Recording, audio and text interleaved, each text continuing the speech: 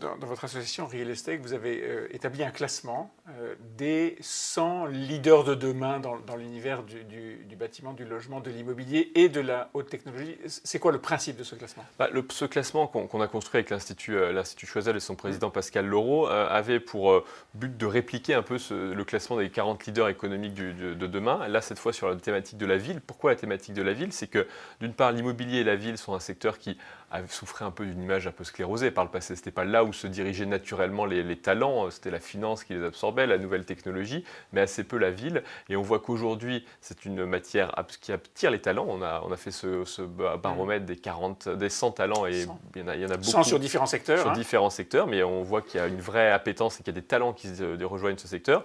Le deuxième point, c'est qu'on voit que c'est un produit qui peut être un produit d'exportation, parce qu'on voit que la ville à la française, aujourd'hui la ville, tout le monde s'y concentre, 50% de la population mondiale en 1950 dans les villes, en 2080 on sera à 85%. Mais il y a une ville à la française? Et il y a une ville à la C'est française. quoi? La ville à la française, c'est une ville qui mêle une action publique avec une action privée, donc qui ne laisse pas que les intérêts privés au sein de la ville. Et dans le classement, on a fait une part belle aux aménageurs et aux politiques.